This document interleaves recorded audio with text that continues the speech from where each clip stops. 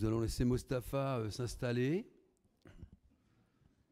Bien, donc on va faire un conseil municipal dans le dernier de la saison qui correspond à l'année scolaire 2023-2024, sous une chaleur enfin retrouvée. Bonjour à toutes et tous, le collègue élu, bonjour aux amis qui sont dans la salle. Et je demande donc à Nourdine de nous faire l'appel. Bonsoir à toutes et tous. Le Proust Gilles. Boucher Catherine. Benamar Youssef. Le Batteux Claudine donne pouvoir à Gilles Le Proust. Guilbeault Cyril. Mbodj Ursoun. Bro Alexis. Fauquemberg Maud. Nafa Mostafa. Coquille Alexandra. Elle doit donner pouvoir à quelqu'un. Voilà. Moi-même, je suis présent. Kanoua Diabanza Rémi. Giffard Francine. Présente. David Frédéric. Emam Dessam Céline. Présente. Tessier Véronique donne pouvoir à Alexis Bro. Guillois Jean-Claude. Joannick Audrey. Mabungu Arsène donne pouvoir à Mostafa Nafa. Morin Sylvie. Nkilwa Freddy donne pouvoir à Catherine Boucher. Dupuis Camille. Malanda Vivien. Camus Grimard Anne. Présente. A. Georges Sandra. Vincent Thomas. Cordelet Gaëtan. Frélon Rosa Maria. Frère Pierre Adrien. Anderley Sandrine. Hernandez Jean-Pierre. Donne pouvoir à Gaëtan Cordelet. Géda Brigitte. Et Chevalier Claude. Merci Nourdine. Donc je vous propose d'attaquer ce conseil municipal. Donc en première délibération, il vous est proposé un vœu d'un texte produit par l'Association des maires de villes et banlieues de France, qui fait référence à la situation particulière dans laquelle nous vivons. Et pour en discuter ces 2 dernières semaines, enfin ces derniers jours, avec nombre à la fois de personnels territoriaux, d'élus, d'habitants, ça génère beaucoup d'inquiétudes. Et donc, c'est pour ça qu'on vous fait la proposition de ce vœu. Et d'une manière un peu, d'habitude, je ne lis pas les déclarations, je donne un résumé. Là, ce que je vous propose, je vais vous en faire une lecture, vu la situation particulière. Vœu suite à la déclaration de l'Association des maires de villes et banlieues de France du 19 juin 2024, qui s'intitule « Nos villes ont besoin de la République, liberté, égalité, fraternité ». Depuis le Conseil interministériel des villes à Chanteloup-les-Vignes, qui s'est tenu le 27 octobre 2023, et après une longue attente et de nombreux reports, nous attendons la mise en place concrète des mesures annoncées. La situation des familles vulnérables dans des quartiers s'est considérablement dégradée, particulièrement depuis 2020, avec la succession des crises. Là encore, des solutions sont attendues. L'an passé, il y a presque un an, jour pour jour, nous étions les témoins des émeutes urbaines. Nous étions en première ligne aux côtés des habitants, des forces de police, de sécurité et des pompiers, des services publics, pour tenir la République. Aujourd'hui, aucun changement politique majeur et essentiel n'est intervenu. Avec la dissolution de l'Assemblée nationale, nous rentrons dans une ère nouvelle d'inconnu. Nos villes populaires sont les moteurs de la République grâce à la richesse et à l'engagement du tissu associatif, à l'implication des collectifs, à la solidarité invisible mais réelle. Nous rebâtissons nos villes. Nous les rendons plus agréables, mieux adaptées au dérèglement climatique. Nos villes, nous ne les repensons pas seules. Nous le faisons en concertation avec pédagogie, écoute et respect mutuel. L'inenvisageable est aujourd'hui devenu une réalité possible. Mais les pensées, les haies, les actes de haine, de stigmatisation, de repli sur soi ne sauraient germer dans nos villes populaires. Notre association est riche de sa pluralité qui nous amène au débat des idées, au partage des bonnes pratiques et à la défense des plus fragiles. Aussi, nous rejetons en bloc le projet de l'extrême droite et de tout projet visant à diviser notre nation et de brutaliser la vie politique. Si de tels projets devaient nourrir le choix d'un futur gouvernement, nous nous retrouverions en première ligne comme nous le faisons depuis 40 ans pour la défense des principes républicains qui nous animent et pour la défense des habitants des territoires que nous représentons. Pour faire référence à notre appel de Lyon d'octobre 2023, nous réaffirmons qu'il nous faut faire République ensemble. Nos quartiers ne sont pas le problème, ils sont la solution. Y a-t-il des demandes d'intervention sur ce projet de vœux? Monsieur Cordelet. Oui, monsieur le maire, chers collègues, nous allons nous abstenir sur ce vœu, parce qu'on estime que si jamais on dénonce les uns, on doit aussi dénoncer les autres. Je vous invite à lire dans la presse ce qu'a pu dire quelqu'un comme Bernard Cazeneuve, qui me semble être particulièrement mesuré et pondéré, et particulièrement juste dans la situation actuelle du pays. Moi, très sincèrement, j'ai très très peur pour l'avenir de la France dans les semaines qui vont venir, pour la simple et bonne raison que le pays va être divisé sans aucun doute en 3 camps.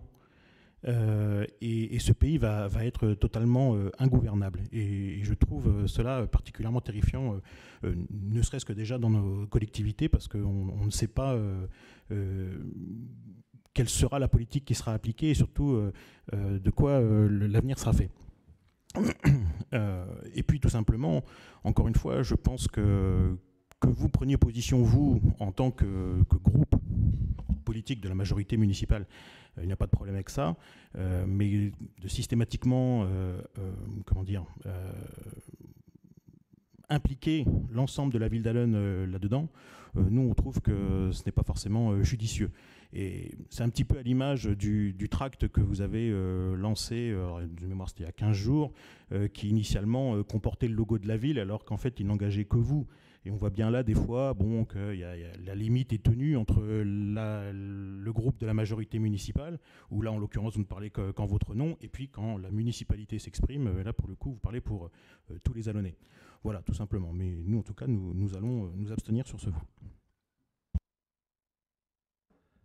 Y a-t-il des demandes, d'autres demandes d'intervention? Après, par rapport à l'intervention de M. Cordelet, chaque position est certainement respectable. Nous sommes face à une situation très grave.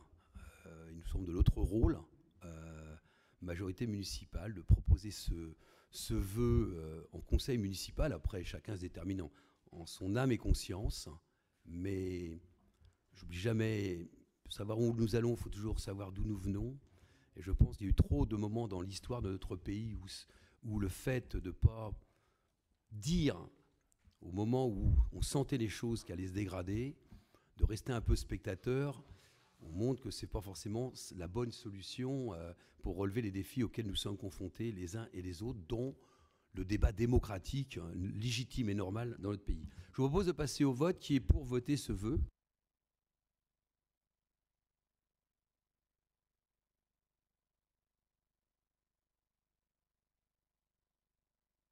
Y a-t-il des abstentions? Merci. Y a-t-il des votes contre? Je vous en remercie. Je vous propose de passer la parole à Youssef pour la présentation, dans le cadre du budget principal, de la première décision modificative. Bonsoir à toutes, bonsoir à tous.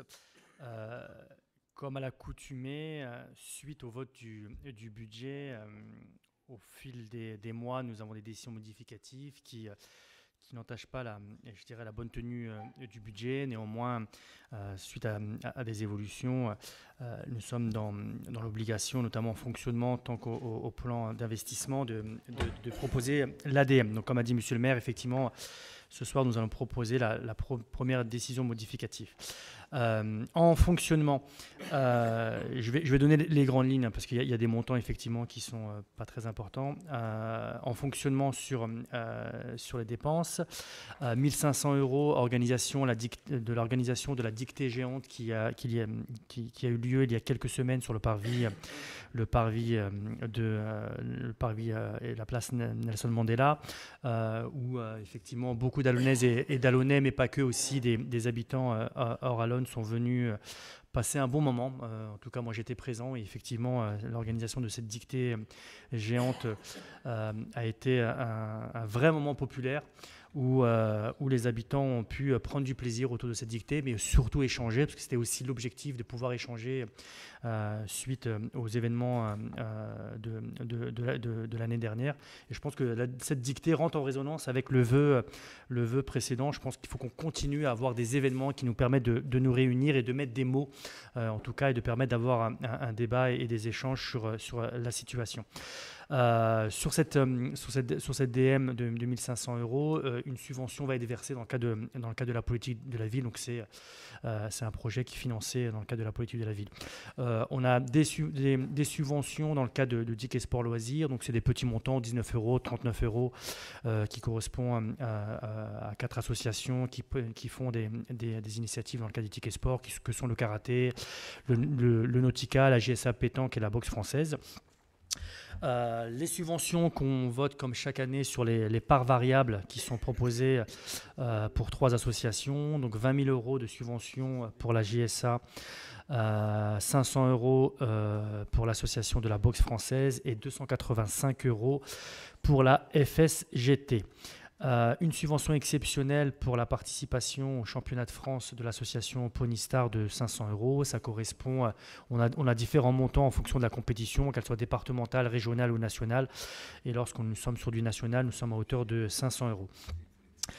Des subventions pédagogiques pour différents établissements scolaires, donc 1 225 € pour un séjour en Auvergne du collège Kennedy, 675 € pour un séjour à la mer et en Espagne pour le collège Le Marin, une sortie acrobranche et à l'Arche de la Nature de 515 € pour l'école maternelle Massenet, 450 € pour une animation Capla pour l'école maternelle Langevin, 450 € une autre animation jeu de société pour l'initiation Scrabble pour l'école maternelle Pasteur. 18 000 € une affectation de subvention dans le cadre de la diversification maraîchère à Sanga au Mali. Vous allez voir dans la délibération numéro 9, on en fera référence dans le cadre de notre accompagnement, et c'est l'AMSIT qui nous accompagne dans le cadre de ce projet-là. 7 900 €, là c'est notamment sur la sécurité informatique, et nous sommes dans l'obligation pour l'amélioration d'installer un nouveau pare-feu sur nos différents outils informatiques au niveau de la mairie. 2 500 € de prestations pour la mise en place d'un règlement général de protection des données, notamment c'est dans tout le territoire de la Sarthe. Et pour rappel, il y a une délibération qui avait été prise dans ce sens au conseil municipal du 22 mai. Voilà sur la partie de fonctionnement. En investissement, 6 100 € l'acquisition de mobilier à l'auditorium et à la salle Jean Carmet, qui correspond à 30 tables, 30 chaises et 20 tables. Je le dirai un peu plus tard, notamment sur l'achat de Barnum. On a rappelé notamment en commission des finances, et puis ça a été rappelé notamment à tous les services, que lorsqu'on réaménage, ou en tout cas qu'on réachète du mobilier pour le parc de la municipalité, on réaffirmait que l'achat de mobilier ne correspond pas à un service. Ce sont du mobilier de la ville d'Allonne, et donc ça oblige les services à mutualiser et à se dire que les chaises et les tables n'appartiennent pas uniquement à un service spécifique, et que notamment, on verra plus tard sur les barnums, on n'a pas des barnums qui sont dédiés à un service, et qu'on ne peut pas se les passer, notamment sur différentes initiatives. 31 200 € la réfection du cimetière ou d'Argenton, qui correspond à l'abattage de la haie, la fourniture et la pose d'une clôture. 1 500 € un chauffe-eau électrique à la restauration Langevin qui était hors service, donc nous sommes dans l'obligation de le changer. 6 500 € l'acquisition de matériel immobilier pour l'aménagement du tiers-lieu à la Maison des Arts. 3 000 € l'aménagement d'une terrasse, pareil à la Maison des Arts, l'aménagement du tiers-lieu. 200 € l'acquisition des titres de participation à l'Agence des territoires de la Sarthe. 400 € l'acquisition d'une hotte à la salle Barbara. C'est dans l'équipement, la hotte n'avait pas été prévue, donc on la prévoit aujourd'hui. 8 400 € le matériel de traitement des eaux à la piscine. Donc il y a un capteur de la centrale qui est défectué. Donc nous sommes dans l'obligation pour la sécurité et l'obligation que nous avons sur la question sanitaire de l'eau de remplacer ce matériel-là. Et les 900 € dont je faisais référence tout à l'heure, donc l'acquisition de 2 barnums pour les séjours organisés dans le cadre du centre de loisirs. Donc effectivement, les barnums vont être spécifiquement, notamment sur les séjours. Néanmoins, les barnums seront à la ville et donc ils seront mutualisés lorsque la ville aura besoin sur différents événements ou notamment l'accompagnement du mouvement associatif sur leurs événements lorsqu'ils en auront besoin. Donc voilà, ce n'était pas une grosse décision modificative, mais comme toute décision modificative, nous sommes dans l'obligation de la passer lors des délibérations en conseil municipal. Merci Youssef. Y a-t-il des demandes d'intervention sur cette décision modificative, M. Gordelet? Oui, non, simplement pour rappeler que tout a été vu effectivement en commission des finances la semaine dernière et qu'on n'avait pas fait d'observation particulière. Donc voilà, on n'en fera pas plus ce soir. Y a-t-il d'autres demandes d'intervention? Je vous propose donc de passer au vote. Qui est pour cette délibération? Y a-t-il des abstentions, des votes contre? Je vous en remercie. Dotation politique de la ville 2024, Youssef. Comme chaque année à la même période, je me recule du micro parce que j'ai cru comprendre que j'étais trop près du micro des fois et donc du coup je faisais saturer les graves. Comme chaque année à la même période, nous votons les dotations politiques de la ville 2024 dans le cadre du projet politique de la ville quartier 2030 et la nouvelle mouture. La signature devait être faite, il me semble, lundi, je crois avant-hier, et donc du coup, vu que nous sommes en période électorale, il y a un droit de réserve notamment de la préfecture et donc du coup je crois que ça sera décalé au mois de septembre. Pour le département de la Sarthe, l'enveloppe globale est d'un montant de 649 000 €. Comme à l'accoutumée, enfin je dirais historiquement, il y a toujours eu un accord avec les services de la préfecture, entre la ville de Coulennes et la ville d'Allonnes, pour avoir une répartition équitable de cette enveloppe-là. Donc la dotation politique de la ville prévisionnelle pour Allonnes sera donc de 324 000 €. Et également pour Coulennes. En 2023, nous avons eu 315 000 €, donc soit une augmentation d'un peu plus de 9 000 €, ce qui correspond à 2,8%. Donc voilà, une enveloppe qui reste à la même échelle que les années précédentes dans le cadre de la dotation politique de la ville 2024. Merci Youssef. On peut tous espérer que après la séquence électorale, toutes ces politiques particulières en direction des villes populaires seront toujours à l'ordre du jour, parce qu'autrement, ça mettra au-delà des collectivités, mais les habitants et les associations dans des situations très, très difficiles. Y a-t-il des demandes d'intervention sur cette délibération? Je propose de passer au vote. Qui est pour cette délibération?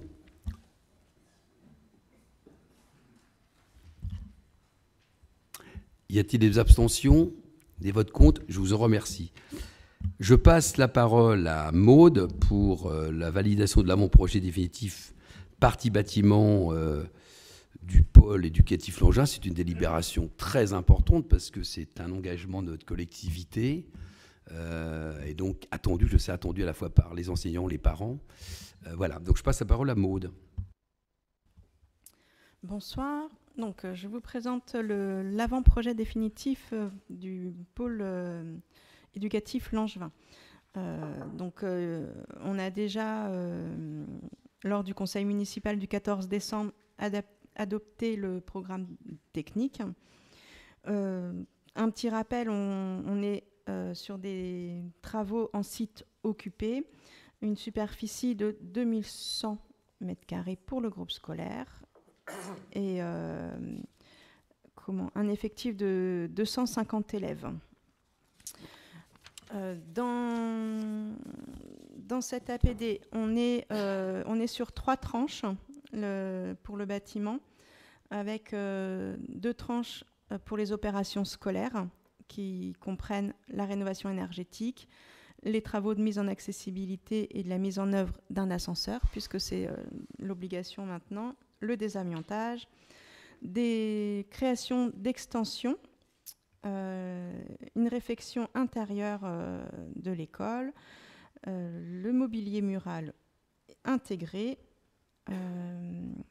l'installation de panneaux photovoltaïques et la reprise des aménagements extérieurs. Et il y a une tranche pour l'opération périscolaire où on est sur la restructuration et la rénovation de l'office, rénovation des salles de restaurants scolaires, les rénovations des espaces dédiés à l'accueil périscolaire, création d'une extension, et voilà. Et donc, pour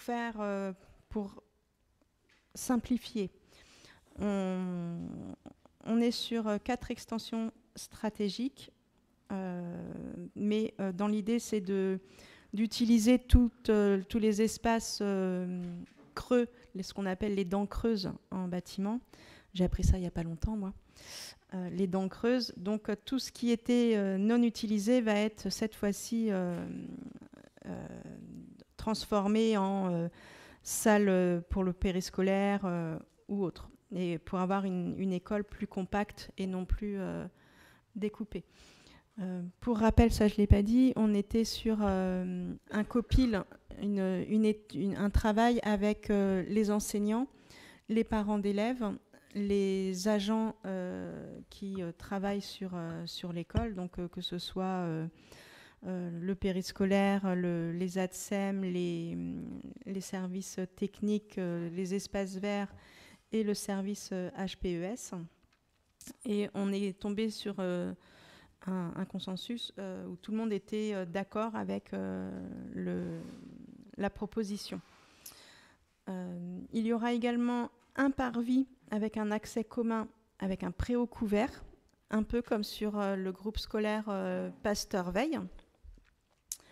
Une nouvelle salle de classe, un pôle élémentaire qui va être redéfini avec un hall d'accueil, et tout ce qui est bureau direction, infirmerie, RAZ et tout ça va être aussi réaménagé avec des espaces dédiés à chacun. Le pôle périscolaire, lui, sera mutualisé avec l'école, c'est-à-dire que on n'a pas fait par exemple une cuisine pédagogique pour l'école et une pour le périscolaire, tout comme on n'a pas fait une bibliothèque pour l'école et une pour le périscolaire. Tout sera mutualisé pour optimiser l'espace. Et on aura un office qui répondra aux normes concernant le service HPES et pour les restaurants scolaires. Les 2 salles de restaurants scolaires vont être rénovées. Comme on est en site occupé, bien évidemment, on va avoir des structures provisoires qui vont être installées sur chaque tranche. Elles vont être installées et utilisées sur chaque tranche. Et alors, c'est un coût assez considérable, mais le fait de pouvoir mettre plus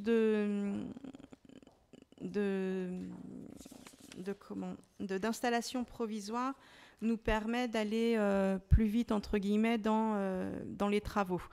Puisque forcément, à chaque tranche, il va falloir aménager, déménager, réaménager.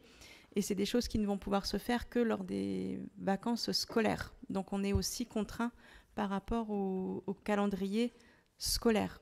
Les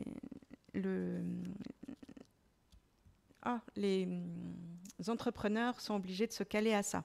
Donc le fait d'avoir plus d'installations provisoires nous permet de moins déménager et réaménager. On est sur une enveloppe prévisionnelle de 8 640 000 € TTC, comprenant travaux, révisions, aléas, prestations intellectuelles et tout ça. On est sur 80% sur la tranche scolaire qui est prise en charge par le Mans Métropole et, donc, et des subventions, et la tranche périscolaire, donc restaurant scolaire plus le périscolaire matin-soir, est pris en charge par la ville à hauteur de 1 430 000 € hors taxes, avec les subventions également. Le calendrier prévisionnel, on est vraiment sur quelque chose une prévision. Donc une première phase avec l'installation des modulaires, les travaux dans la restauration et le premier étage de l'école élémentaire. La deuxième phase, travaux de l'école élémentaire et la cour Oasis, travaux de l'école maternelle et la cour Oasis maternelle. Troisième phase, rez-de-chaussée élémentaire et cour Oasis élémentaire et périscolaire. Et quatrième phase, le plateau sportif. Une durée prévisionnelle de 28 mois. Je vous avais parlé la dernière fois des cours, de la renaturation des cours, donc la cour Oasis de Langevin. Pour l'instant, on est en phase APS et ce sera présenté le 25 septembre prochain. Donc là, vous êtes appelés à délibérer par rapport à l'avant-projet définitif du pôle éducatif Langevin, d'approuver l'enveloppe prévisionnelle de 8 640 000 € TTC et d'autoriser Monsieur le maire à réaliser les démarches et solliciter les financements possibles. Merci Maude. Délibération importante, hein, puisque on va considérablement améliorer cette école. Y a-t-il de demande d'intervention? Monsieur Cordelet. Oui, non, simplement pour rappeler qu'effectivement c'est un projet extrêmement important et que nous en tout cas on le soutient pleinement. On avait d'ailleurs la commission d'appel d'offres juste avant le conseil et voilà, on a rappelé en tout cas la nécessité de rénover cette école et voilà, en tout cas nous on soutient ce projet à fond.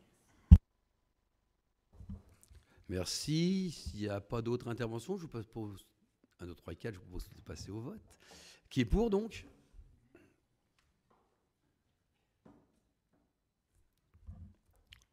Y a-t-il des abstentions, des votes contre? Je vous en remercie. Francine, approbation du rapport de la commission locale d'évaluation des transferts de charges. CLECT. CLECT, oui. Bonjour à tous. Suite au fait que la compétence économique soit communautaire, en particulier, on est passé à la fiscalité professionnelle unique au 1er janvier 2024. Donc cette commission d'évaluation des transferts de charges a été constituée. Toutes les communes, évidemment, y sont représentées. Et cette commission a établi un rapport au titre des transferts réalisés. Le montant de 3 670 127 € est loin d'être négligeable. Ce nouveau cadre de pacte financier et fiscal vise en particulier à harmoniser les taux d'imposition professionnelle dans les différentes communes de la métropole, pour qu'il n'y ait pas de concurrence entre les communes. D'autre part, même si une entreprise quitte Allonnes ou s'installe à Allonnes, le montant est garanti. Donc, il vous est demandé d'approuver ce rapport de la CLECT et il est très important qu'il soit approuvé. Chaque commune doit le faire de façon à ce que ce soit validé de nouveau en conseil communautaire. Merci Francine. Je remercie d'ailleurs tous les collègues et le directeur général, les services financiers, enfin les différents services qui ont travaillé sur cette thématique parce que c'est un changement profond. On a déjà discuté en ce conseil municipal. C'est revenu régulièrement en conseil Le Mans Métropole. Je crois qu'on a trouvé un compromis qui respecte l'ensemble des communes de Le Mans Métropole, parce qu'on a particularité dans cette intercommunalité, c'est qu'on a une très très grande ville, 150 000. La deuxième, c'est nous, 11 200, puis après on descend sous 10 000, et puis après on a des communes comme Fay qui a quelques centaines d'habitants. Donc trouver, vous voyez, un équilibre qui permette que chacune des communes soit entendue, soit respectée, où il y a la solidarité qui joue, y compris les répartitions. Et les répartitions, ça me semble important, et je le redis là, comme je l'ai dit déjà à plusieurs occasions, nous avons quand même l'opportunité d'être dans une intercommunalité qui reste encore à dimension humaine, 20 communes, et pour qui le mot solidarité n'est pas qu'un 20 mots, quoi. C'est-à-dire qu'il y a vraiment cette attention de prendre en compte les particularités de chacune des communes pour permettre, y compris que, je dirais, l'égalité de l'accès aux droits soit le même. Là où il y a compétence de la métropole, hein, quand c'est les compétences de l'État, c'est plus compliqué quand même. Hein, mais au moins là, il y a compétence de la métropole, eh bien, il soit le plus juste possible dans l'intérêt des habitants. Donc on peut vraiment se féliciter du travail de tous celles et ceux qui ont travaillé sur ce rapport et puis de ce rapport. Y a-t-il des demandes d'intervention sur ce rapport? Non, je propose de passer au vote. Qui est pour? Y a-t-il des abstentions, des votes contre? Je vous en remercie. Projet numéro 6, procédure de cession de l'aile est des locaux associatifs Yvon-Lubie. Alexis. Bonsoir. Donc, cette délibération vient clore le cycle de délibération qu'on a depuis 1 an et demi, je crois. Enfin, il n'y en a pas eu beaucoup, mais il y en a eu plusieurs. Les différentes étapes qui consistent, dans l'objectif est de vendre l'aile est du bâtiment Yvon-Lubie. Il s'agit aujourd'hui d'autoriser le maire à procéder à la cession aux conditions que je vais vous présenter. Alors, il y a 2 sujets dans une vente. Il y a d'abord le principe de la vente, mais ça, c'est quelque chose qu'on a déjà débattu, donc je ne vais pas y revenir. Il y a le prix et il y a les conditions par lesquelles on procède à la vente. Sur le prix, j'y reviendrai tout à l'heure, parce que c'est un sujet que je sais important dans l'absolu et important pour certains. On en a déjà parlé 2 fois en commission, donc ce qu'on dit ici, en fait, a déjà été dit, hein, comme tout ce qui est vu en conseil municipal. Parce qu'il y a une histoire de plusieurs évaluations et de plusieurs prix. C'est un peu technique, donc je vais y revenir tout à l'heure en détail. Ce que je souhaite vous présenter, parce qu'une fois qu'on aura parlé du prix, j'ai bien peur que ces détails-là, qui ne sont pas des détails, passeront inaperçus. Donc moi, je souhaite commencer par ce qui est, à mon sens, vraiment le plus important. C'est la raison d'être de cette vente et c'est comment ça se traduit juridiquement dans une délibération qu'on a voulu extrêmement précise. La raison d'être de cette vente, c'est que la municipalité souhaite que la communauté musulmane d'Allonnes dispose d'un lieu pérenne pour pouvoir se réunir. C'est ça la raison d'être. L'objectif, c'est ça. C'est pas de se séparer de quelque chose, de construire quelque chose, c'est nous souhaitons garantir la pérennité de l'exercice du culte musulman par l'association cultuelle dont c'est la mission. Et donc, lorsque nous avons réfléchi à comment traduire ça dans un acte de vente, donc il y a évidemment le bâtiment qui est adapté à ça, qui va être vendu, mais on s'est dit que ça ne suffisait pas. Donc, on vous propose dans cette délibération d'inclure un certain nombre de clauses spéciales qui garantissent que ce bâtiment, il servira à ça dans la durée et pas à autre chose, y compris dans 10 ans ou dans 15 ans. Parce que nous, notre volonté est basée sur un usage extrêmement précis.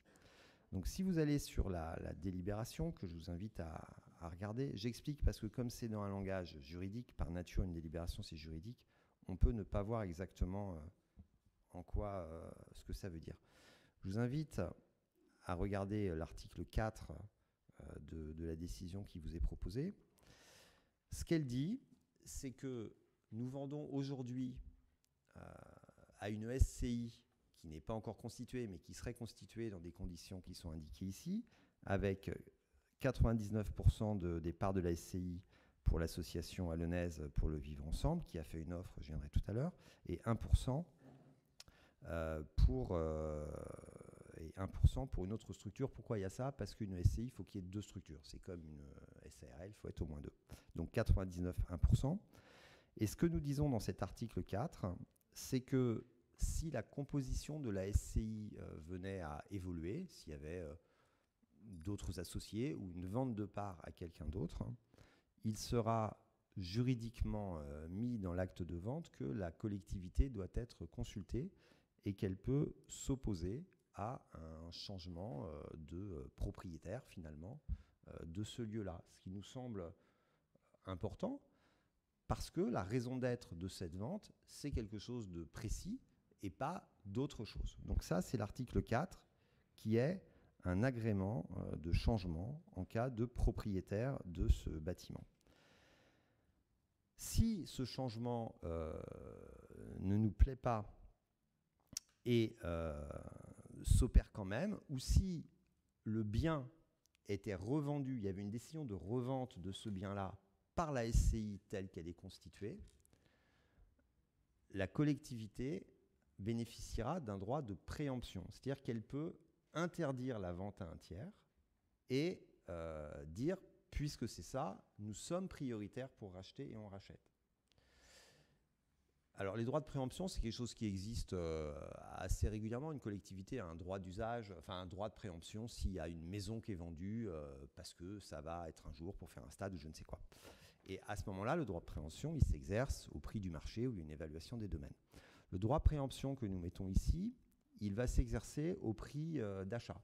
C'est-à-dire que si dans 10 ans, ce bâtiment, la SCI décidait de le vendre à des tiers pour d'autres choses, la municipalité pourra dire on vous interdit de le vendre et on le rachète. On ne le rachète pas au prix du marché de dans 10 ans, on le rachète à ce prix-là. Donc voilà, c'est très important pour traduire en acte juridique, et on a beaucoup réfléchi aux différents cas, la volonté de la ville. La volonté de la ville, elle est simple, elle est de garantir l'exercice pérenne de ça. Donc ça, c'est l'article 5, un droit de préemption.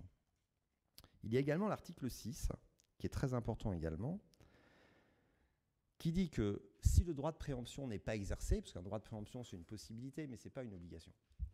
Si le droit de préemption n'est pas exercé, parce que en fait, il y a, je ne sais pas moi, une autre mosquée qui se bâtit sur un autre terrain qui est acheté par l'association, et c'est la raison pour laquelle ils vendraient ce bâtiment-là.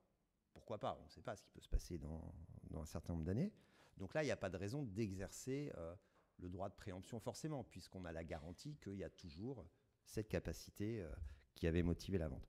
Dans ce cas-là, s'il y a une plus-value sur la vente du bâtiment, c'est-à-dire que s'il est vendu plus cher que ce qu'il a été acheté, il sera convenu dans l'acte de vente que la plus-value, une fois qu'auront été retirées la dimension fiscale d'une plus-value, vous savez, quand vous faites une plus-value, vous donnez une partie aux impôts, que le produit de la plus-value sera reversé à la ville.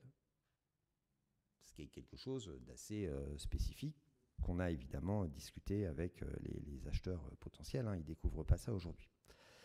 Donc, pourquoi je veux venir là-dessus? Parce que je connais le débat qui aura lieu tout à l'heure et pour l'avoir déjà fait 2 fois. C'est ça qui est important. Ce qui est important, c'est ça. C'est pourquoi nous vendons. Nous vendons parce que c'est la solution qui nous paraît la plus adaptée pour garantir ce qui nous semble important, c'est la pérennité de l'exercice du culte, et pas pour une autre raison.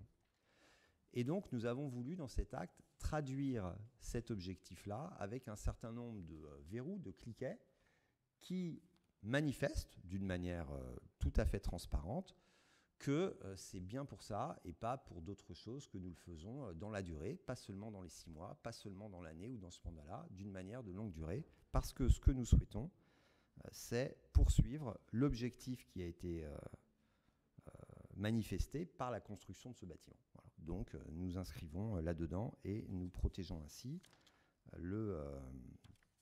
l'objectif de la municipalité, et donc c'est quelque chose qui est extrêmement maîtrisé. Alors, maintenant, à quel prix?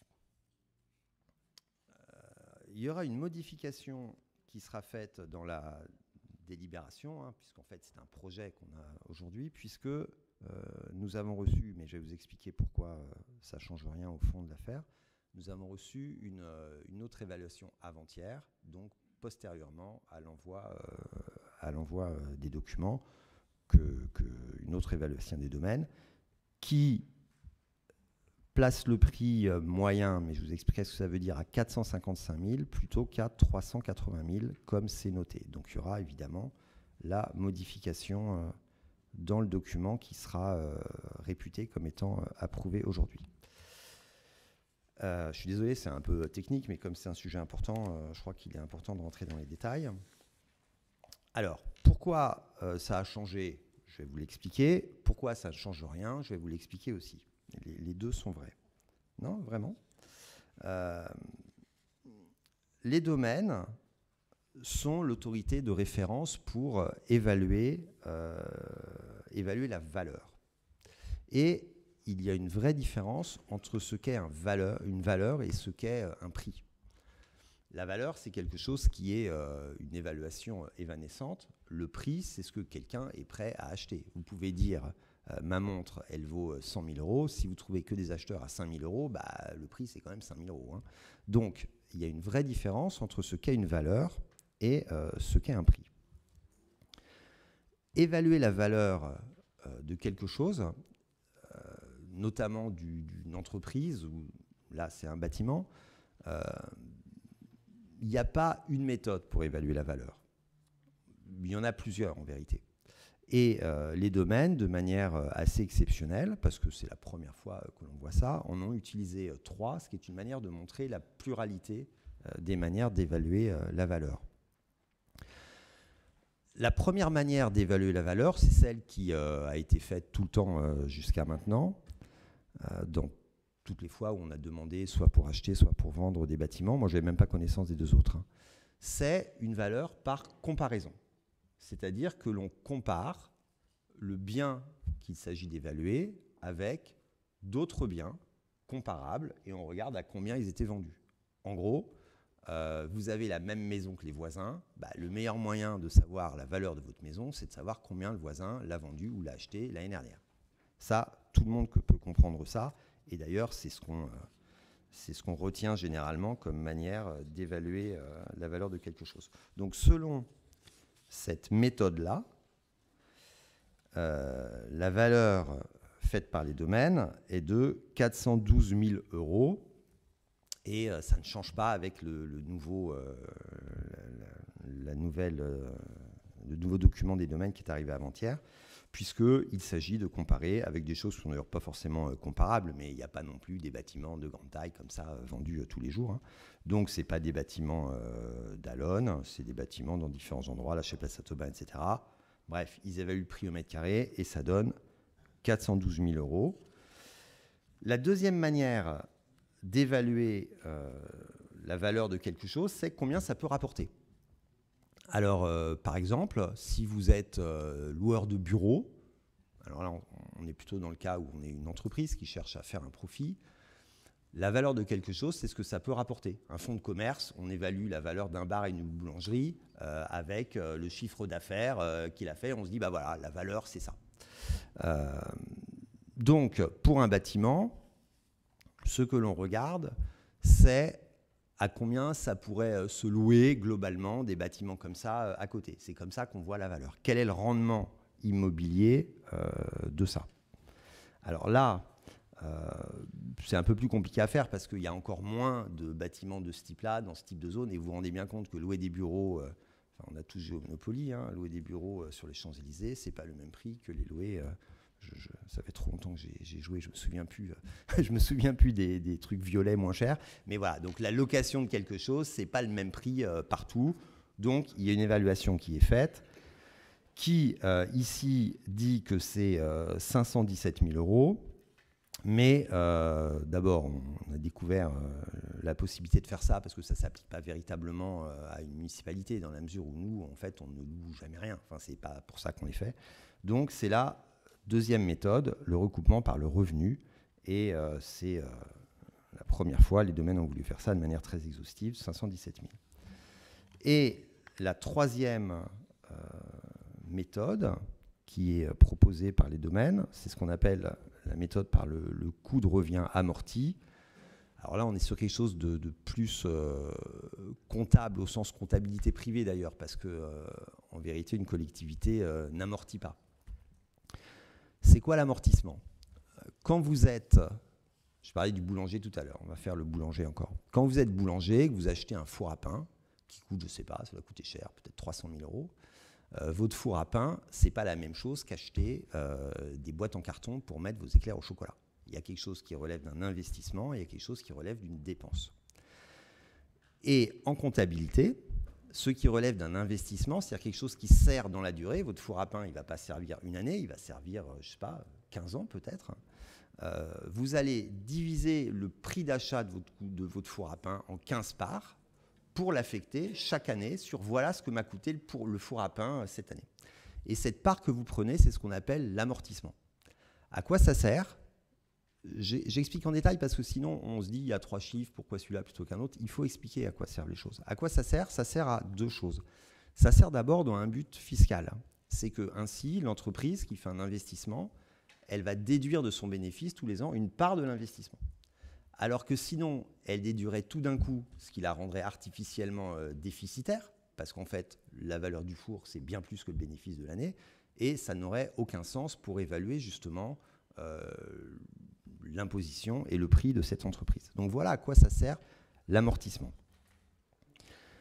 Pour cette raison-là, le fait que ça serve dans un but fiscal et dans un but d'évaluer un prix de revente d'une entreprise, parce qu'en fait ça sert à ça, comme une municipalité ne paye pas d'impôt sur les bénéfices et qu'une municipalité n'est pas à vendre, qu'elle ait un panneau ou pas à l'entrée de sa ville, une municipalité ce n'est pas une entité qui va être rachetée par quelqu'un, eh ben, il n'y a aucun sens à amortir dans une municipalité. Parce qu'en fait, la raison d'être de l'amortissement, elle est fiscale ou d'ailleurs pour un prix de revente. Donc, les municipalités n'amortissent pas les choses parce que ça n'a aucun sens. Elles ont un budget d'investissement et un budget de fonctionnement, mais elles n'ont pas d'amortissement. Cela étant, si nous n'étions pas une municipalité, la notion de coût de la valeur amortie est importante. C'est en fait l'équivalent de l'Argus pour les bagnoles. On dit que la cote d'une voiture, ça baisse. Au bout de 2 ans, on la vend à un certain prix parce qu'on se dit elle a déjà servi, elle vaut moins cher, etc. Donc, la troisième méthode, c'est le recoupement par le coût de revient amorti. Et là, il est évalué à 440 000 €. Donc, il y a 3 valeurs différentes, 412, 517 et 440, qui forment une moyenne de 455 000 €. Voilà d'où sort ce 455 000 €. Ce 455 000 €, ce que disent les domaines, c'est qu'en fait, il peut être varié de plus ou moins 20%. Alors, pourquoi plus ou moins 20 plutôt que plus ou moins 5 ou plus ou moins 10 ? Justement parce qu'en fait, la valeur de quelque chose, surtout quand on mélange 3 manières de le faire qui sont très différentes et qui ne s'appliquent pas toutes de la même manière à ce que nous sommes, voilà, il y a une marge d'appréciation qui est importante et qui est plutôt plus importante que ce qu'on a d'habitude. Donc, ce que disent les domaines, c'est il faut vendre ça 455 000 € moins 20%, ce qui fait 364 000 €, ou 455 000 € plus 20%, je ne l'ai pas calculé, mais à vue de nez, ça doit faire 510 ou 515. Donc voilà ce que disent l'évaluation des domaines. Nous, ce que nous vous proposons, c'est de le vendre 400, alors le prix est en 2 fois, on va dire 380 pour être honnête, puisqu'il y a 2 éléments du prix. 380 000, et vous noterez que 380 000 se situe bien dans la fourchette entre 364 et 510, 510 comme je disais tout à l'heure. Donc le prix qui est proposé est un prix qui se situe bien dans la conformité de l'évaluation des domaines. À ce prix de 380 000, nous avons ajouté 50 000 € qu'on a compté assez forfaitairement parce qu'on n'avait pas les chiffres exacts avant, qui représentent les coûts liés à la vente, pas les coûts de notaire. Les coûts de notaire, ça, ils seront payés par l'acquéreur. Enfin, c'est injuste. Si le notaire m'entendait, il dirait c'est d'abord des taxes, c'est pas les coûts de notaire. Donc les coûts de mutation, les frais de mutation. Donc 50 000 €, c'est par exemple les études du géomètre qu'on a fait, c'est le fait de changer le réseau de chaleur pour qu'il y ait 2 compteurs, le réseau d'électricité, des choses comme ça, puisque le bâtiment, il n'a pas été fait pour être coupé en morceaux. Donc ça, on avait évalué ça à la louche à 50 000 €. En vérité, le vrai prix, c'est plutôt 35 000. Enfin, le vrai montant, c'est plutôt 35 000. Donc, on fait quand même payer 50 000. Hein, parce que ça, c'était prévu. Nous, on l'avait mis en enveloppe. Donc, en fait, c'est comme si on vendait le bâtiment 15 000 € de plus que les 380 000 qu'on avait mis au départ, parce que ce qu'on avait ajouté en coût, finalement, est moins important. Donc, finalement, ça équivaut à une vraie vente, parce qu'au total, c'est 430 000. 430 000 moins 35 000 qu'on dépense en travaux, ça c'est vrai, c'est en fait comme si on vendait ça 395 000 €, ce qui est encore plus près, encore plus haut dans le truc. Et l'autre élément, et après j'en terminerai là, l'autre élément qui est important dans la délibération, c'est que nous allons mettre un taux d'intérêt, puisque cet achat va se faire en 5 paiements. Il va y avoir un premier paiement de 100 000 € à la signature de la vente. Donc ça, c'est quelque chose qui est déjà décidé, déjà proposé et qu'on vous propose de décider, suivi de 4 paiements, 4 autres paiements échelonnés. Tel que c'est mis, on a simplifié, on précise 4 paiements, mais en fait, ces 4 paiements seront d'un montant libre, jamais inférieur à la proportion qui reste à payer si on divise par 4. C'est-à-dire que ce n'est pas un paiement à la carte, c'est un paiement à la carte, mais on peut payer plus. Pourquoi on peut payer plus? C'est parce que ça coûte moins d'intérêt de payer plus, et quand on peut le faire, autant ne pas remettre au lendemain ce qu'on peut faire tout de suite. Donc, je vous explique, accrochez vos cerveaux, c'est un peu des mathématiques, mais ce n'est pas compliqué. Au total, ça coûte 430 000. On paye 100 000 à la signature. Et donc, en fait, il reste 330 000 à payer en maximum 4 fois. Qu'est-ce qu'on va dire? Qu'est-ce qu'on va écrire? On ne va pas le dire, on va l'écrire. C'est que le paiement de la deuxième année, il ne peut pas être inférieur à un quart de ce qui reste à payer. Voilà, donc, ça fait 90, me dit-on. Je pense que c'est un peu plus que, je pense que c'est 92 500 si on calcule, parce qu'il reste 400. Ouais, mais soyons précis. Donc ça veut dire que la deuxième année, c'est au moins un quart de ce qui reste à payer, mais si c'est plus, c'est plus. D'accord? Et la troisième année, ce sera au moins un tiers de ce qui reste à payer, mais si c'est plus, c'est plus. Vous comprenez le système? Ce qui fait qu'en fait, on étale jusqu'à 5 ans, mais en réalité, si ça se trouve, ce sera payé au bout de 4 ans, ou peut-être que la 5e année, il n'y aura presque plus rien. Donc le système, c'est ça. Pourquoi on a fait ça? Parce que comme le paiement est basé non pas sur un emprunt, mais sur des dons,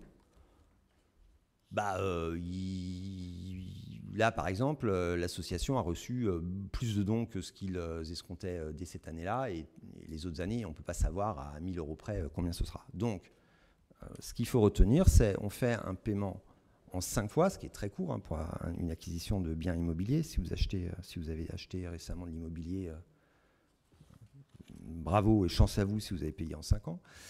Donc, c'est une durée courte. C'est une durée qui sera sans doute encore plus courte. Et c'est un mode de calcul qui garantit la collectivité qu'il n'y a pas l'accumulation d'une dette tardive qu'il faudrait payer au dernier moment. Donc, ça garantit absolument ça. Au contraire, ça permet, sans pénalité, de payer plus. Et évidemment, le contrat de vente prévoyait une clause s'il y avait un défaut de paiement où nous récupérerions évidemment le bien. Et nous avons ajouté à ça, je ne sais plus quel article c'est, un taux d'intérêt. Bon, je ne sais plus je n'ai pas appris tout par cœur, mais bref, il vous est proposé d'appliquer un taux d'intérêt à cette forme de crédit, en vérité. Alors, pourquoi on fait ça? D'abord, il faut savoir que les collectivités, contrairement à vous qui mettez, quand vous avez la chance d'avoir de l'argent de côté sur votre livret bleu ou votre livret d'épargne populaire et vous gagnez, je sais pas, 3%, je crois en ce moment, ou de 50%, l'argent qu'a la collectivité, c'est qu'une collectivité ne peut pas être en déficit. Donc ça veut dire qu'elle a forcément de l'argent. Je sais pas, on a quoi, 2-3 millions en trésorerie dans ces eaux-là. Cet argent, il est placé au trésor, il n'y a pas d'intérêt. Donc en vérité, une collectivité ne perçoit pas de taux d'intérêt avec l'argent qu'elle a. Moi, j'ai souhaité qu'on mette quand même un taux d'intérêt parce que si vous empruntez, en fait, vous payez un taux d'intérêt. Donc le taux d'intérêt que je vous propose de mettre, il est de 4%. Je sais que dans la délib, on l'a mis en disant qu'on le fixera, mais moi, je propose qu'on le fixe là. Comme ça, ce sera fait, il n'y aura pas de doute là-dessus. Pourquoi 4%? Bon, parce que c'est conforme d'abord, c'est plus que le livret A, mais même si nous, on ne place pas. Si on calcule le taux d'intérêt sur ces 4 ans, ça représente un profit de 33 000 €, je crois, si on prend un rythme de remboursement constant. Donc ça veut dire qu'il faut ajouter à ce prix de vente un apport pour la commune supplémentaire de 33 000 €. Et donc voilà le paquet qui vous est proposé ce soir. Et je conclus en synthétisant, et on aura le temps d'y revenir, et je répondrai à toutes vos questions évidemment. Pourquoi on le fait? J'ai expliqué. Quelle garantie juridique on met au fait que ce que nous faisons, c'est bien pour ça et pas pour d'autres choses, y compris dans la durée, y compris quand ce sera plus nous autour de cette table et vraiment on engage la collectivité dans la durée, à un prix qui s'inscrit absolument dans l'obligation que nous avons d'être dans une fourchette. Et puis ce que je voudrais ajouter quand même, parce que j'ai oublié de le dire, j'aurais dû... voilà, c'est que l'histoire des moins 20 plus 20%, c'est dans un cas standard. En fait, ça peut être encore moins si on justifie du pourquoi. Et là, il y a un vrai pourquoi qui pourrait le justifier, et même si on ne l'utilise pas, je souhaite le dire. Si vous achetez une voiture pour faire ce que vous voulez avec, vous allez la payer plus cher que si le vendeur il vous dit « t'achètes ta voiture, mais ça t'as seulement le droit d'aller à 100 km maximum de là où tu habites ». Parce que l'usage de la voiture n'est pas le même. Donc la valeur, enfin le prix pour le coup, la valeur d'usage n'est pas la même. Ce que nous faisons aujourd'hui, en fait, c'est ça, c'est que nous vendons un bien immobilier dans la fourchette de prix évaluée pour tout usage, mais nous en restreignons extrêmement l'usage puisqu'on oblige à ce qu'il soit exclusivement et dans une durée longue utilisé à un objet précis. C'est vous vendez une boulangerie et vous dites tu n'as pas le droit de faire de pain complet jamais. Voilà, bah, évidemment, ce n'est pas la même chose que si tu as le droit de faire du pain complet.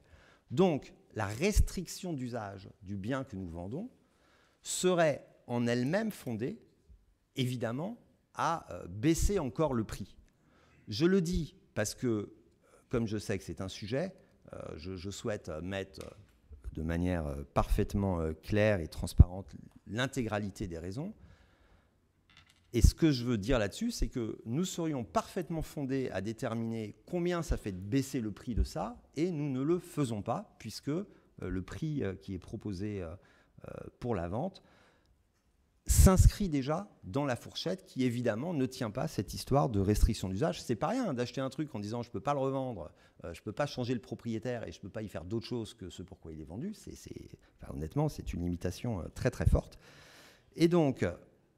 voilà pourquoi nous avons fait cette délibération comme ça, qui défend au mieux l'intérêt collectif du pourquoi nous le faisons, à un prix qui est absolument conforme à ce qui est prescrit, alors même que nous réduisons l'usage d'une manière importante, avec des conditions de paiement qui sont avantageuses pour la collectivité, puisque...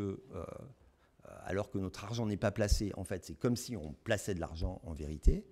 Au final, la collectivité n'aura plus de frais d'entretien de ce bâtiment, n'aura plus de frais de chauffage, maintient l'activité qui motivait sa construction, et nous récupérons de l'argent qui nous servira à abonder les différents projets que nous avons. Voilà pour ma longue présentation liminaire, mais je trouve qu'en étant complet là, ça permet d'exposer les choses d'une manière plus claire, et quand on y reviendra, de ne pas mélanger des éléments nouveaux et des éléments de réponse. Merci. Merci Alexis de cette présentation, effectivement très claire, Je voudrais en profiter, avant d'ouvrir le débat, bien sûr, pour remercier Alexis, remercier Stéphane, remercier les services qui ont travaillé, y compris en lien avec les services préfectoraux, y compris avec l'association, pour permettre de trouver une réponse. Et je crois que c'est important qu'Alexis ait placé d'entrée l'objet et la volonté. C'est pas une volonté de faire de la plus-value sur un vente de bâtiment, c'est bien pour continuer, y compris qu'une partie des habitants d'Allonnes puisse avoir un lieu de prière qui corresponde à la France de 2024. Et tout ça en respectant, y compris l'ensemble des règles auxquelles nous sommes assujettis. Je pense que, donc, M. Gordonnet, je vous passe la parole puisque vous allez la demander. Vous pensez bien, effectivement, monsieur le maire. Déjà, tout d'abord, je voudrais saluer... Je voudrais saluer M. Zantar, donc, qui est le président de l'association, qui est dans la salle. Voilà, j'ai eu l'occasion d'échanger avec lui, de lui... Pardon, vous m'entendez pas? Si, c'est bon. Voilà. Donc oui, voilà, je disais que C'est bon? Ah, pardon. Monsieur Collet, désolé. Je tenais à saluer M. Zantar, donc le président de l'association qui est dans la salle. J'ai eu l'occasion d'échanger avec lui et de lui expliquer tout simplement notre point de vue sur cette vente et le pourquoi du comment nous étions contre. Donc je précise d'emblée que ce ne sont en aucun cas les fidèles musulmans de la mosquée d'Allonnes qui sont visés. Ils héritent d'une situation que vous avez créée en faisant construire un bâtiment cultuel sur des deniers publics en 2010. Pendant plus de 10 ans, vous n'avez donc demandé aucun loyer. C'est la ville qui a payé les charges. Donc voilà, on estime à peu près les loyers non perçus puis les charges à 350 000 €. Et voilà. Et donc simplement aujourd'hui, cette situation embarrassante, c'est vous qui l'avez créée. Et c'est voilà, il se retrouve un petit peu au milieu de tout ça. Bon. L'estimation des domaines. Donc effectivement, Alexis a fait un exposé très complet. Très sincèrement, je pense que si nous n'avions pas été là, en commission culture la semaine dernière ou en commission des finances également mercredi dernier, les chiffres n'auraient pas été modifiés. D'ailleurs, je souligne quand même que nous déposer un papier juste au début de la délibération en plein conseil municipal, je trouve que c'est une façon de faire, somme toute, assez particulière et démocratiquement questionnable. Comment ? C'est pas la même. Celle-ci qui va nous être distribuée, c'est une autre différente avec des chiffres différents, Vivien. Bref. Tout ça pour dire, donc je disais que ces chiffres ont été modifiés parce que nous avons montré en commission que ces chiffres étaient erronés. Donc je vais reprendre l'explication que je comptais faire avant qu'on distribue ce document. Donc, comme je disais, tout simplement, l'estimation des domaines initialement a été réalisée avec des données et des éléments qui ont été fournis par la ville et qui ont, en l'occurrence, qui n'étaient pas justes, ou en tout cas incomplets. Je note au passage que cet avis des domaines, vous l'avez reçu a priori le 26 mars 2024. Je l'ai demandé, moi, il me semble, courant mai, en vous signifiant que dès que vous l'avez, voilà, il aurait été intéressant pour nous également de pouvoir le consulter. Vous avez attendu le dernier moment pour pouvoir nous le montrer. Bon, je note cela au passage. C'est une drôle de façon de faire. Donc, comme Alexis l'a dit, donc pour estimer la valeur du bien, donc ils utilisent 3 méthodes différentes, je ne vais pas revenir dessus, qui donnent 3 prix différents, et ensuite il y a une moyenne qui est faite pour obtenir quelque chose d'à peu près cohérent. Bon.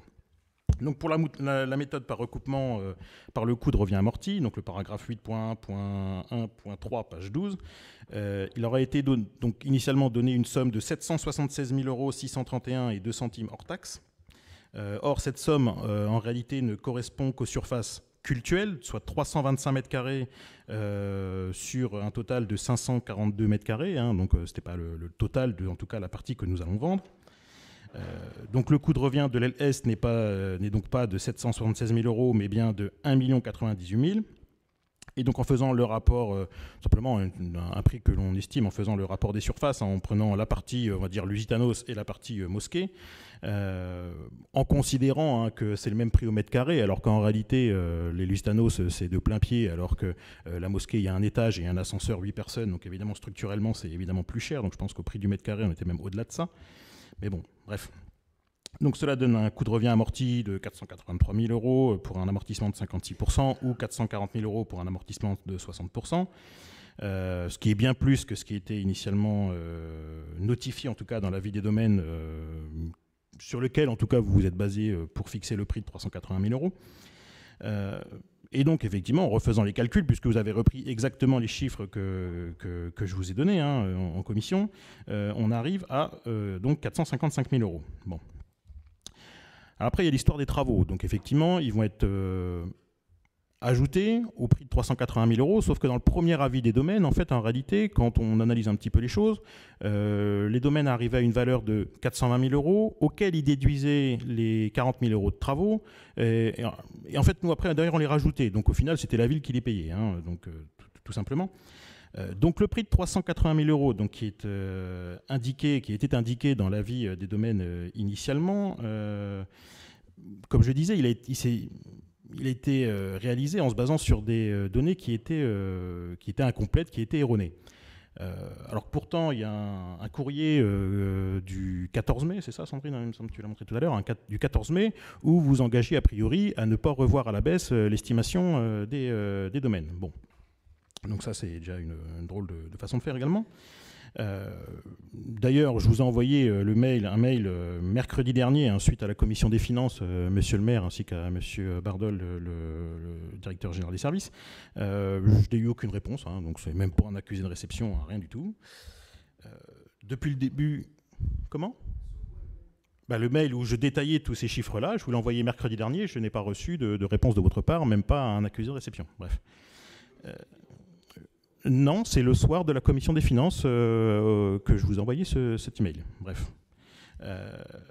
Donc depuis le début, nous on l'a dit, on est contre cette vente qui est à perte. Nous demandons le retrait pur et simple de ce projet et en l'occurrence aujourd'hui au minimum l'ajournement de la délibération, le temps de pouvoir encore une fois refixer, donc le montant aujourd'hui on l'a, il est de 455 000 € et de pouvoir renégocier avec l'association simplement une hausse puisque l'estimation sur laquelle vous vous basiez initialement en l'occurrence a été faite avec des éléments qui étaient incomplets. Très sincèrement, on se réserve le droit d'aller devant le tribunal administratif. Nous l'avons déjà fait pour d'autres sujets et peut-être que nous allons décider de le faire, même très certainement. Encore une fois, j'insiste sur le fait que cette vente va engendrer une perte d'actifs immobilisés dans la comptabilité de la ville, puisque le coût de construction du bâtiment étant estimé à peu près 1 million, alors à peu près, non c'est même pas à peu près, mais 1 230 240 000 €, il y a donc au minimum 800 000 € d'actifs immobilisés. C'est comme si vous achetiez une maison 300 000, que vous la revendiez 100 000, alors au moment où vous la revendez, vous ne perdez pas d'argent dans l'absolu, vous ne sortez pas de cash, sauf qu'en réalité, votre patrimoine a fondu de 200 000 €. C'est à peu près la même proportion d'ailleurs ici. Très sincèrement, je pense que les Alonnais ne vous ont pas donné un blanc-seing pour faire ce genre de choses. En l'occurrence, vous engagez ici les finances de la ville de façon conséquente.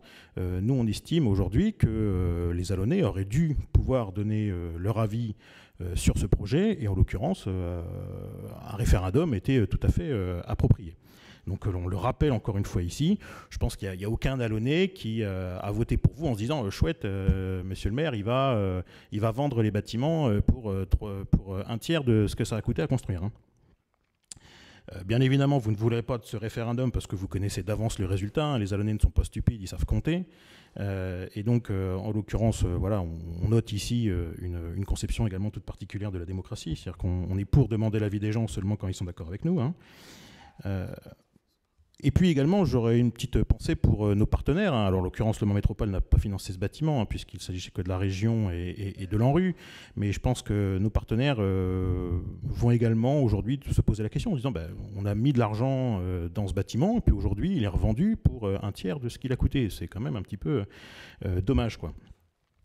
Et puis surtout, ça pose également un grave problème de jurisprudence, parce que si demain une autre communauté religieuse vient toquer à la porte de la mairie en disant bah voilà, vous avez fait ça pour les musulmans d'Allen, pourquoi nous ne pourrions pas avoir la même chose? C'est-à-dire que bah, vous nous construisez avec de l'argent public un bâtiment tout beau, tout neuf, pendant X années, vous nous les mettez à disposition gratuitement, et puis ben, au bout d'un certain nombre d'années, on va vouloir se porter acquéreur du bâtiment, et puis ben, là, à ce moment-là, ben, on va faire l'estimation, les domaines vont regarder un petit peu ce qu'il y a autour, et puis ils vont dire, bah ouais, bah effectivement, le quartier n'est pas forcément très dynamique, etc. Bon, bah l'estimation, hop, c'est en l'occurrence un tiers du coût de construction.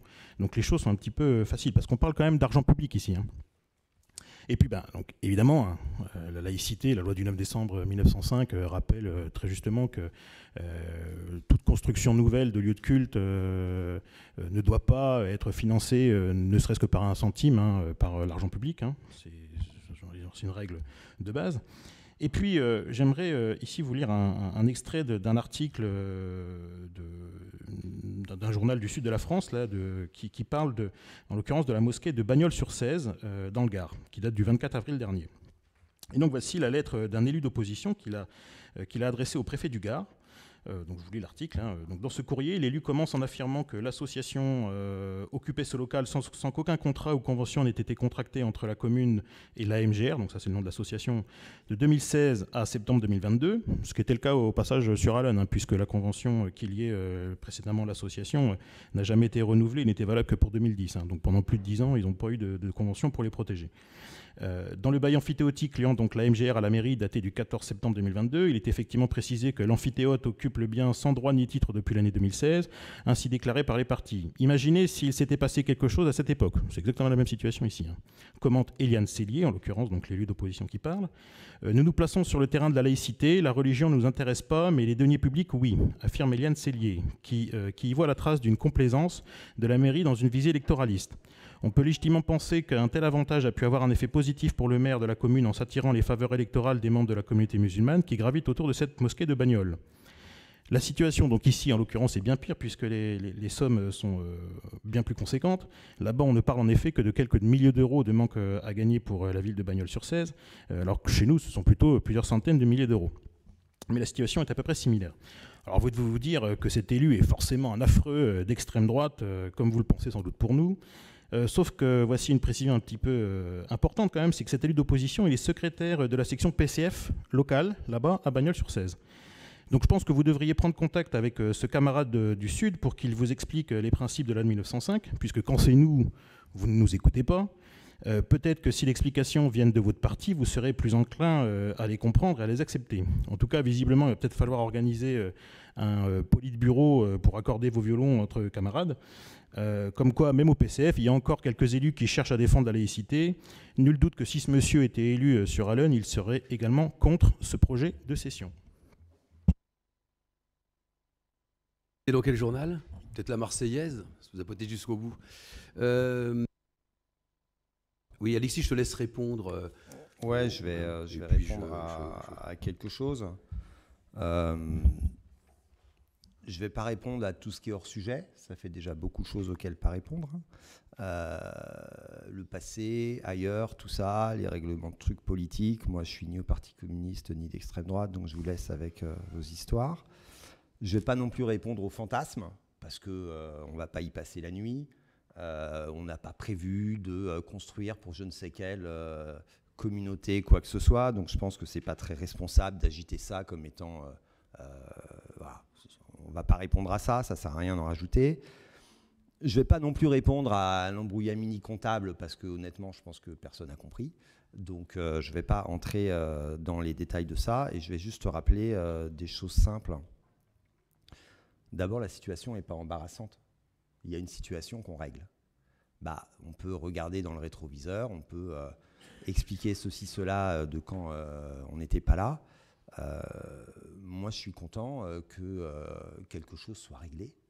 Et donc, on est tous sauf embarrassés, on est content, en fait. C'est pas la même chose. Quand vous dites si on n'avait été pas là, etc., etc. Bah, d'abord, moi, je vous remercie de participer aux commissions. C'est cool, ça se passe très bien en plus ensemble en commission culture quand on discute. Donc moi, j'ai pas de problème d'aucune sorte.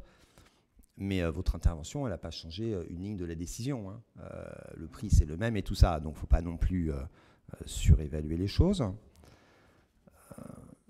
Je vais vous remercier de penser aux partenaires qui, il y a 10 ou 15 ans, ont financé quelque chose. Mais en fait, ils n'ont pas financé quelque chose pour qu'il y ait un rendement ou un retour sur investissement. Ils ont financé quelque chose pour qu'il y ait un usage.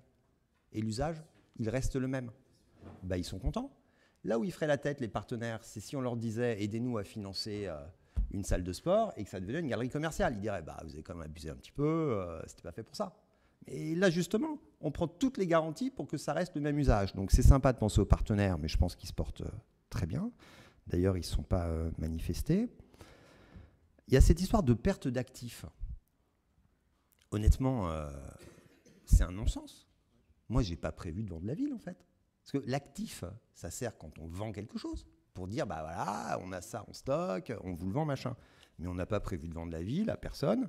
Et donc, cette histoire de perte d'actifs n'a aucun sens. Mais si vous voulez dire, à travers ça, parce que personne ne se rendait compte qu'il avait cet actif, hein. Par contre, tout le monde se rendait compte qu'il y avait un endroit où on pouvait exercer le culte musulman. Et ben, avant, l'actif d'une ville, il est immatériel. Il est dans les services qui sont offerts aux gens. Il n'est pas dans l'argent.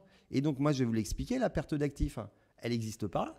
Avant, il y avait un endroit où on pouvait exercer le culte musulman. Après, il y a un endroit où on peut exercer le culte musulman.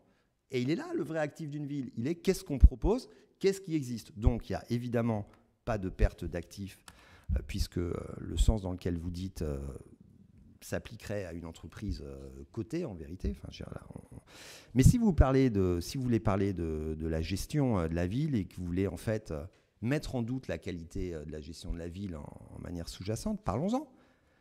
La ville d'Allonnes, depuis 2014, elle a fait énormément d'investissements.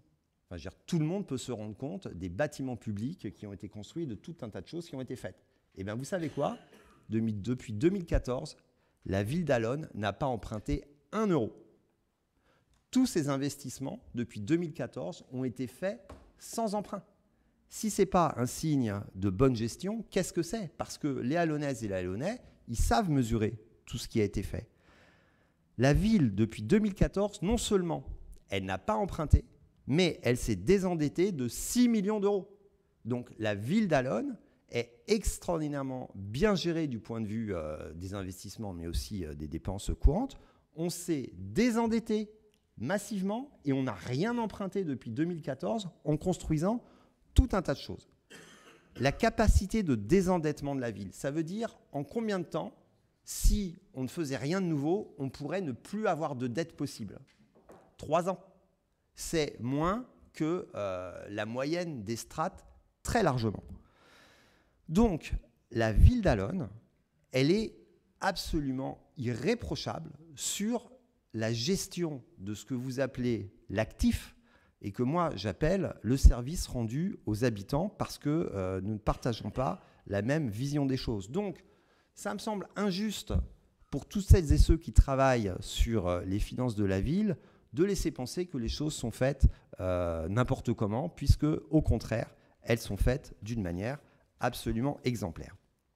Et puis, quand vous dites que ça porte préjudice, c'est dans le même domaine, mais vous l'avez dit de 2 manières différentes, que ça porte préjudice aux finances de la ville, mais attendez, de quoi parlons-nous ? C'est quoi les finances de la ville ? On n'aura plus de chauffage à payer, on n'aura plus d'entretien, ça porte bénéfice aux finances de la ville. Il n'y a pas du tout de préjudice aux finances de la ville. La ville avant et la ville après, ces finances ne sont pas affectées, enfin en tout cas elles sont affectées à la marge, et c'est une marge qui est positive. Donc, dire que cette vente porte préjudice aux finances de la ville, que c'est une perte d'actifs, honnêtement, ça n'a aucun sens. Et je vais conclure avec quelque chose de simple. Vous avez évidemment parfaitement le droit d'aller au tribunal administratif.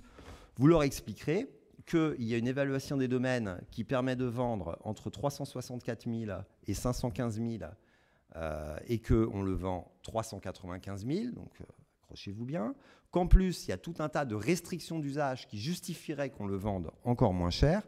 La décision, les chers collègues, qu'il vous est proposé de prendre ce soir est une décision qui évidemment est parfaitement légale, qui n'appauvrit pas la ville, qui au contraire facilite et pérennise quelque chose que nous pensons être important.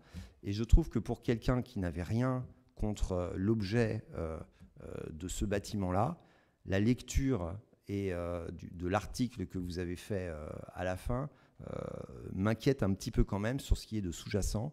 Et enfin, pour finir vraiment, moi je dis que personne ici est un affreux d'extrême droite. Enfin, écoutez ce que je dis et ce que j'écris, vraiment, c'est pas du tout mon vocabulaire. Moi, ce qui m'importe ici, c'est que les décisions que nous prenons, elles ne mettent pas de difficultés financières à notre collectivité et qu'elles permettent d'apporter du bien-être, du confort, du service public quand il s'agit de service public, du développement économique quand il s'agit de développement économique. C'est ça qui nous rassemble, c'est pour ça qu'on a été élus et c'est ça que nous faisons ce soir. Merci Alexis. Bon, je vous repasse. Bon, j'ai pas bridé le débat, je vous repasse la parole, et puis on va passer au vote. Parce que... Simplement pour répondre sur l'utilisation de l'argent public quand même. Très sincèrement, encore une fois Alexis, je vous invite à relire la loi de 1905. Ce bâtiment n'aurait jamais dû être construit avec de l'argent public. C'est la réalité. Et donc quand vous nous dites, oui mais bon, faut faire fi du passé, il faut tout oublier, il n'y a pas de problème, nous on veut bien tout entendre. Mais à un moment donné, la situation, en l'occurrence, c'est vous qui l'avez créée. Et aujourd'hui, ce sont les Alonnais qui ont payé ce bâtiment avec leurs impôts, avec leur argent. Et aujourd'hui, vous le revendez pour un tiers de son coût de construction. C'est-à-dire qu'il y a de l'argent public, des impôts des Alonnais qui ont servi à construire un lieu de culte. Et puis, pour revenir également sur le fait que vous disiez que vous aviez des projets de faire d'autres lieux de culte. Ce n'est absolument pas ce que l'on a dit. Mais bon, je connais votre mauvaise foi légendaire. En l'occurrence, nous avions dit que si demain, une association cultuelle venait toquer à votre porte, logiquement, vous devriez faire la même chose. Puisque vous l'avez fait pour une communauté religieuse, pourquoi vous ne le feriez pas, vous pas pour les autres? Nous, en tout cas, nous serions cohérents et nous serions tout aussi contre. Vas-y Alexis, puis puisque vous dites que vous êtes cohérent, vous expliquez à 2 phrases d'intervalle qu'il a été fait il y a 15 ans un truc qui est parfaitement illégal. Moi, ce que je vois, c'est que ça s'est fait aux yeux au-dessus de tout le monde, donc ça doit être un peu plus compliqué que ça quand même. Donc un truc qui est parfaitement illégal, et vous dites on pourrait le refaire l'année prochaine. Tout ça n'a aucun sens, et vraiment, je vous appelle l'ensemble à la cohérence, à l'efficacité, au bon sens et à la rationalité. Merci Alexis, donc je vous propose, on va passer au vote peut-être. On est là sur toujours à tous les débats, et moi je respecte tous les avis. Là, on n'est pas pour refaire l'histoire et le match. On est là sur une délibération sur un bâtiment. Comme l'a expliqué Alexis, je ne vais pas refaire ce qu'il a dit parce qu'il l'a parfaitement dit, et pour respecter tout le monde. Et il a dit un élément, j'avais noté bien sûr. Hein. Je rappelle quand même, parce que vous faites là pour faire avec le recul un peu des années, depuis 2014, la ville n'a pas arrêté de se désendetter. Donc nous sommes une ville en bonne situation financière, parce qu'à la fois... Merci aux services financiers, aux services publics, merci aux élus dans leur diversité. On a été chercher un peu d'argent dans différentes possibilités où il était possible effectivement d'en avoir pour continuer à faire que cette ville se modifie, s'améliore, devienne encore plus agréable à vivre aux habitants. Nous en sommes, et nous en sommes fiers.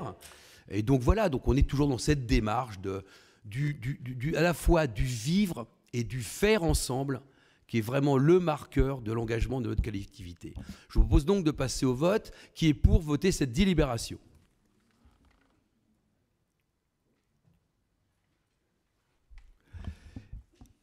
Qui est contre cette délibération? Y a-t-il des abstentions? Je vous en remercie. Je vous propose maintenant de passer la parole à Cyril pour 2 délibérations. Bonsoir. Donc, première délibération, c'est le transfert du pouvoir de police de publicité au président de Le Mans Métropole.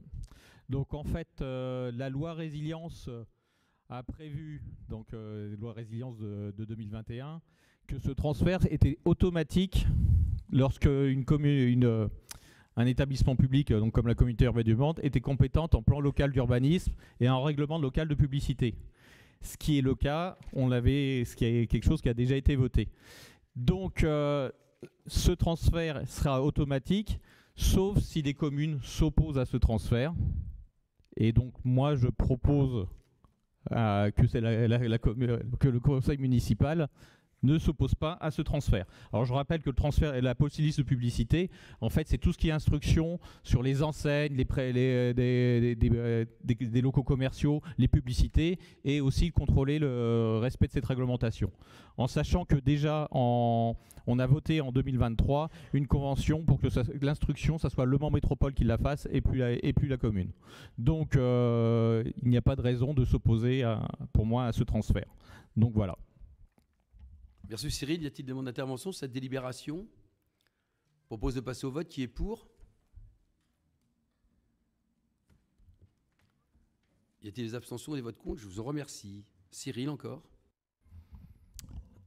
Donc là, c'est pour siéger à la Société des dépôts pétroliers de la Sarthe. C'est à la composition de la commission de suivi du site. Donc c'est un peu comme la dernière fois, on avait déjà fait avec l'usine d'incinération des déchets. Là c'est pareil, c'est une commission où il y a des agents de l'État comme le préfet, la directrice régionale de l'environnement, et il y a aussi un collège élu.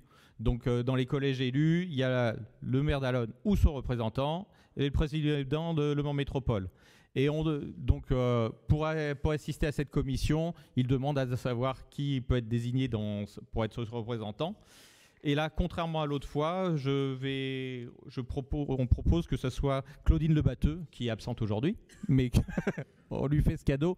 Donc que ce soit Claudine Lebatteux qui soit présente, qui soit le représentant de la commune pour suivre cette commission de la Société des dépôts pétroliers de la Sarthe, qui se situe rue Pierre-Piffaut au Mans. Voilà. Merci Cyril. Y a-t-il des demandes d'intervention sur cette délibération? Elle a bien sûr donné son accord. Donc qui est pour? Y a-t-il des abstentions, des votes contre? Je vous remercie. Et je laisse les 1, 2, 3, 4, les 6 délibérations suivantes à Catherine Boucher. Alors, pour la délibération numéro 9, on va parler de la convention de partenariat projet diversification maraîchère Allonnes-Sanga au Mali. Donc, dans le cadre de sa coopération décentralisée avec la ville de Sanga au Mali depuis 2004, la ville d'Allonnes mène des projets de développement dans les domaines de l'accès à l'eau potable et l'assainissement, ainsi que dans le domaine de l'agriculture et du développement durable. Je rappelle, on l'avait déjà dit, mais c'est important à rappeler que les effets de tous ces travaux et de cette coopération a permis de diminuer la mortalité infantile dans la commune de Sanga et dans tous ces villages, ce qui est quand même un effet extrêmement important. Du fait des ruptures diplomatiques entre le gouvernement français et le gouvernement malien, les projets n'étaient plus possibles depuis novembre 2022. Les collectivités territoriales, comme la ville d'Allonnes, ont désormais la possibilité de poursuivre et financer des projets de coopération, donc à nouveau. En concertation avec les élus de la commune rurale de Sanga et l'association Allonnes-Sanga Devenir, dont je salue la présence de la présidente Anne-Marie Collet, la ville d'Allonnes propose d'engager un nouveau projet de diversification maraîchère dans le village de Digny sur 2 ans. Ce projet s'adresse principalement à l'association des femmes du village de Digny, une association de 96 femmes, et a pour ambition d'assurer une diversification et une augmentation des productions maraîchères pour permettre un meilleur équilibre alimentaire et d'œuvrer pour l'amélioration des conditions de travail et de vie des femmes à travers les revenus du maraîchage. Le projet vise en outre à faciliter l'accès des femmes aux terres et aux semences de qualité, de former les femmes aux techniques maraîchères afin d'augmenter la production maraîchère. En action concrète, la création de 2 puits, une clôture d'une surface maraîchère, la formation des femmes aux techniques de maraîchage agroécologique, et la dotation de semences de qualité aux exploitantes. Afin de réaliser ces actions prévues, nous missionnons l'AMSID, qui est notre partenaire depuis 20 ans avec cette coopération décentralisée avec le Mali et avec Sanga en particulier, donc que nous remercions. Et le coût global du projet est évalué à 20 817 €. Merci Catherine. J'ai eu d'ailleurs par WhatsApp des photos d'Ali Dolo. Ils viennent de subir un terrible orage. Alors ça, c'est, vous voyez, qui fait que ça détruit, y compris dans un certain nombre de villages, des écoles. Enfin bon, quand ça va pas, comme on dit, ça va vraiment pas. Et donc je pense qu'effectivement, le projet qui est proposé ne peut qu'aider et les accompagner. Y a-t-il des demandes d'intervention sous cette délibération? Je propose donc de passer au vote. Qui est pour voter cette délibération?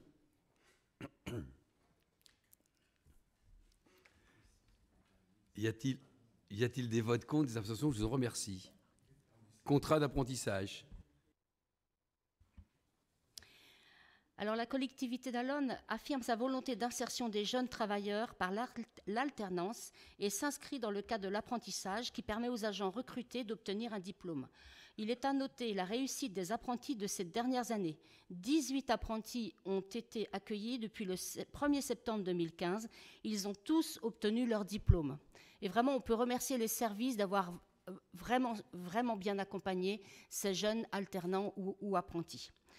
Depuis 2023, le CNFPT ne participe plus au financement de la formation de tous les apprentis recrutés sur une même collectivité. Il a été fixé des critères d'attribution au regard de nombreuses demandes qu'il recevait. Pour la collectivité d'Allonnes, le CNFPT accepte uniquement le financement de la formation de 2 contrats, malgré que les 6 apprentis prévus pour la rentrée 2024 soient tous dans le cadre de métiers sous tension.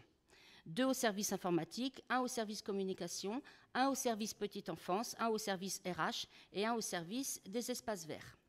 Donc le CNFPT ne prendra en charge que 15 000 € de frais pédagogiques sur les 45 000 € réglés aux organismes de formation pour les 6 contrats.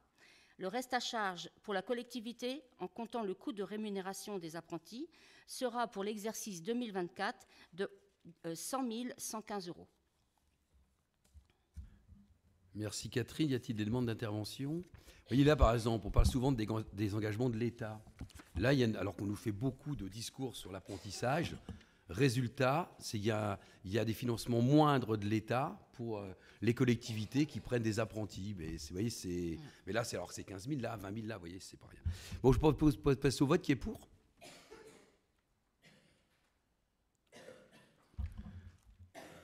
Y a-t-il des abstentions, des votes contre? Je vous en remercie. Alors, le rapport du héros 11 propose de faire une régularisation administrative demandée par le comptable public, les avantages en nature et repas. Je veux préciser tout de suite que la prise en compte et la valorisation de ces avantages en nature repas sont déjà effectives sur les salaires des agents concernés depuis de nombreuses années. Il s'agit vraiment que d'une régularisation administrative. Les avantages en nature sont intégrés dans le revenu imposable. Tous les salariés sont concernés au même titre par cette réglementation, qu'ils soient fonctionnaires titulaires, stagiaires ou agents contractuels de droit public et de droit privé. Pour votre information quand même, il est à noter que par tolérance ministérielle, donc ce n'est pas la ville d'Allonnes évidemment, c'est le ministère, les repas fournis au personnel de par leur fonction et mission sont amenés par nécessité de service à prendre leur repas avec les personnes dont ils ont la charge éducative, sociale ou psychologique, dès lors que leur présence au moment des repas résulte d'une obligation professionnelle, figurant soit dans un projet pédagogique ou éducatif, ne sont pas concernés. Ces repas servis ne sont pas considérés comme avantages en nature et ne sont donc pas valorisés sur les salaires. Merci Catherine, oui. Bon, c'est bien d'ailleurs d'avoir, quand ça change, ça permet de revisiter un certain nombre de choses. Y a-t-il des demandes d'intervention? Non. Je vous propose de passer au vote. Qui est pour? Y a-t-il des abstentions? Des votes contre? Je vous en remercie. La délibération numéro 12 porte sur la prime de responsabilité des emplois administratifs de direction. Il s'agit là aussi, car nous avons un nouvel agent comptable public, d'une demande de régularisation administrative. Les textes instaurent une indemnité de responsabilité susceptible d'être versée aux agents occupant des emplois fonctionnaires de direction, que sont notamment le directeur général d'une commune de plus de 2000 habitants, d'une commune d'agglomération, d'une communauté de communes de plus de 10 000 habitants. Donc nous sommes concernés. Cette prime donnée, qui est déjà donnée depuis 20 ans, dans le cadre des textes officiels, couvre la responsabilité pénale du directeur général des services et compense le fait qu'il n'a ni de récupération ni d'heures supplémentaires. Voilà.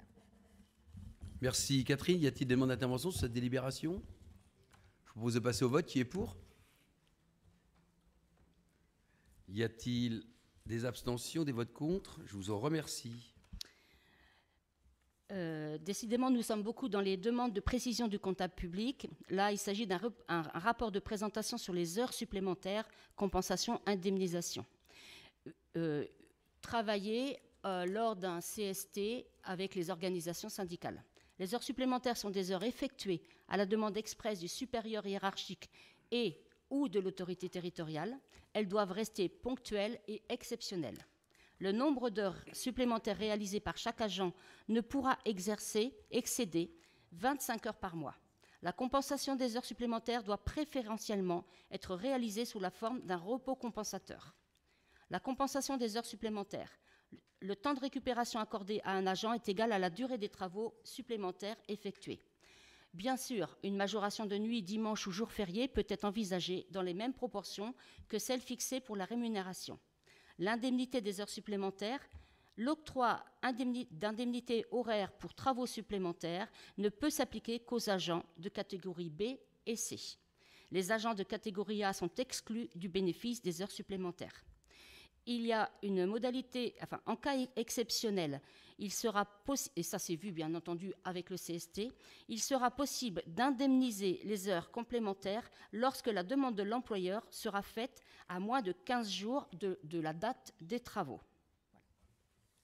Merci Catherine. Oui, on a essayé là aussi en accord avec les organisations syndicales, on travaille avec les organisations syndicales de travailler, de faciliter l'organisation à la fois pour le service public, mais y compris pour les agents qui peuvent voir les horaires un peu modifiés.